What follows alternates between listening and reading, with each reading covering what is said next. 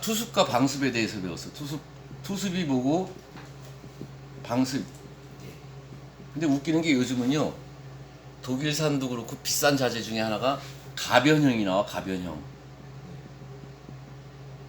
가변형으로 투습 방습, 투습도 되고 방습도 되고 온도에 따라서 비싸요 이게 자재가. 자, 방수는 당연한 거고 과학적이야. 투습도 되고 방습도 같이 겸하는 가변형 투습 방습지가 나와요.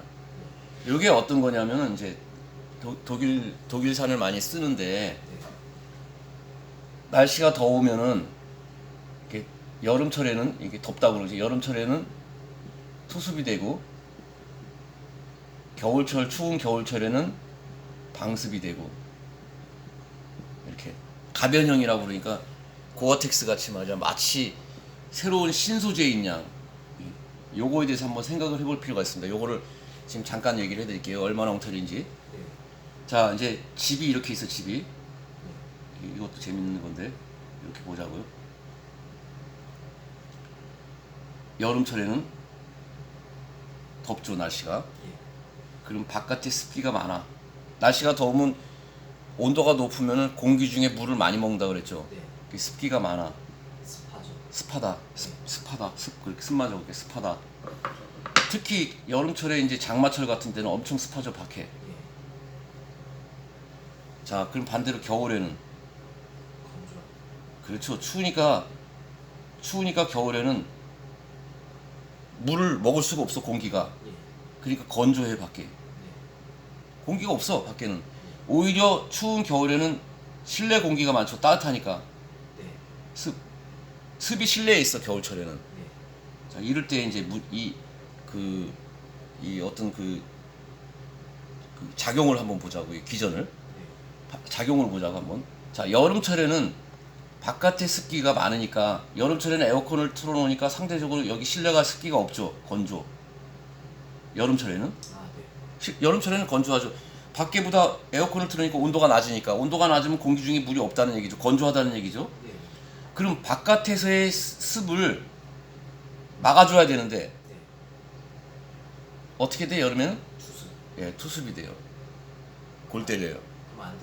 안 되죠. 자, 반대로 겨울철에는 바깥에 건조해. 없어, 습기가. 상대적으로. 그럼 바깥에 공기가 들어와도 상관없는 게 아니라 들어올 수가 없어. 되게 이 습한 데서 공기가 빠져나가는 거지. 습이 건조한 공기가 안으로 들어올 수가 없죠. 근데 겨울철엔 방습이 돼요. 웃기죠? 자, 그럼 반대로 이 가변형 투습 방습지가 종류가 외벽용, 지붕용, 내벽용, 외벽용이 있고 내벽용이 있고, 이건 생각해. 내벽용이 있고, 시중에서 파는 거니까 내벽용이 있고 지붕용이 있어요. 세 가지 종류가 있는데 어떤 경우든지 한번 보자고. 자, 그러면 겨울철에 안에 있는 방습지를 한번 보자고. 내벽용 방습지. 겨울철에 내벽용, 여기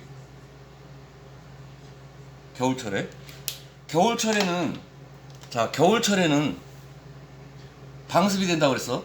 당연히 좋죠. 겨울철에는 안에 습기가 많으니까 밖으로 못 빠져나간다는 얘기는 뭐냐면 벽체를 통과하지 못하게. 벽체. 목조주택은 내가 얘기했듯이 목조주택은 벽체에 단열이기 때문에 벽체 속에 단열재가 들어가요. 목조주택은 벽체 속에 단열재가 들어가는데, 벽체 속에 실내가 됐든 실외가 됐든 공기가 통과한다는 건 무슨 얘기냐면 물이 통과한다는 얘기거든요. 물이 통과하면서 단열재를 적시는 걸 막아줘야 되는 건데, 그러면 물이 통과하지 못하게 해야 되는 거거든요, 원칙적으로. 자, 겨울철에는 실내에 습기가 많아요. 실내에 습기가 벽을 들어가지 못하게 막아줘야 돼요. 그래서 겨울철에는 방습이 맞아. 또 이게 여름철에는 바깥에 습기가 많으니까 실내에 습기가 없죠. 통과 습기가 없죠. 그러니까 투습이 돼도 돼. 근데 실내용, 내벽용, 내변용 가변형 투습 방습지 기능이 뭐냐면은 이게 여름철 겨울철 내가 이렇게 적어놔서 그러는데 온도에 따라서 더우면 투습이 되고 추우면 방습이 된다는 거거든요. 그러면 자 이게 전제가 굉장히 잘못된 게 뭐냐면 실내 온도는 여름철에 17도에서 18도, 겨울철에서 22에서 24도 온도의 변화가 별로 없어요. 실내는 만약에 실내 온도의 변화가 있다면은 개집을 지은 거죠. 개는 추운 데서도 잘 사니까. 실내 온도 변화가 이렇게 많지 않아야지, 거의 없어야지 제대로 된 집이죠. 실내의 온도의 변화가 거의 없다는 거는 내병용으로 투습 방습지의 의미가 없다는 얘기죠. 왜 투습이 되고 방습이 돼야 돼? 온도의 변화가 심하니까 이렇게 되는 건데 실내 벽은 그냥 방습만 되면 돼. 방습만. 아무 기능이 없는 거야 이거는. 그래서 보통 단열재 우리가 보통 그라스홀 단열재를 쓰는데 단열재에 이렇게 붙어있는 종이가 이렇게 뒤집어 보면은 검정색 그 기름종이에요. 이게 뭐냐면 단열재에 붙어있는 종이가 방습지 단열재. 그래서 이거를 잘 펴서 방습이 되게, 그리고 겨울철에 실내에서 이 방습지 속에 구멍으로 통해 갖고 이렇게 안으로 공기가 들어가지 않게 이렇게 꼼꼼하게 시공을 해줘야 되는 게 원칙인 거예요. 이게 공기가 들어가지 않게 기밀 시공을 해준다는 게 굉장히 중요해요. 기밀 시공. 공기가 들어간다는 얘기는 결국 물이 들어간다는 얘기거든. 물이 들어가지 않게 차단시켜줘야 돼요. 반대로 바깥에서도 물이 들어오지 않게 베이퍼베리아 방습지를 또 쳐줘야지 돼. 이게 우리나라 목수들이 잘못 알고 있는 것 중에 하나가 뭐냐면은 나무는 목조직은 숨을 쉬어야 되니까 여기 속에 벽체가 우리는 나무로 돼 있거든요. 나무에서 습이 밖으로 빠져줘야 된다고 얘기를 한다고, 마르면서 습이 빠져줘야 된다고 얘기를 하면서 여기다가 투습지를 붙이려고 생각을 하는데, 자, 나무에 있는 습이 빠져나가려면은 조건이 있어야지. 나무에 습이 많아야죠. 근데 우리가 쓰는 나무는 뭐냐면 기본적으로 내가 습도, 그러니까 함수율 측정기가 있거든요. 기계가 비싸지 않아요?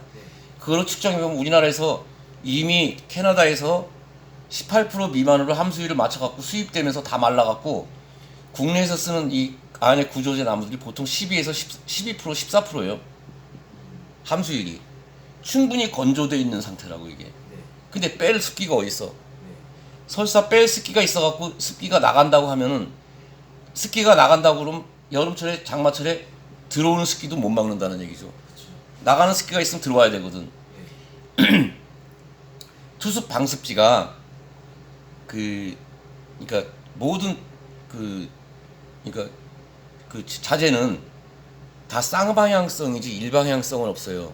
우리 피부같이 땀이 배출되고 물을 안 먹는 이런 일방향성은 유교화물 이런 거거든요.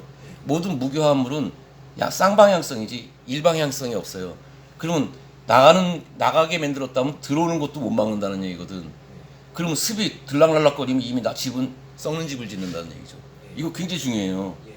그리고 가변형 투습 방습지가 왜 이런 역작용을 하는지 요것도 이해를 해야 돼요. 특히 지붕용을 한번 보고, 지붕용이 세 가지 있다고 그랬죠. 이거 굉장히 웃기는 얘기 중에 하나예요. 지붕용은 뭐냐면, 자,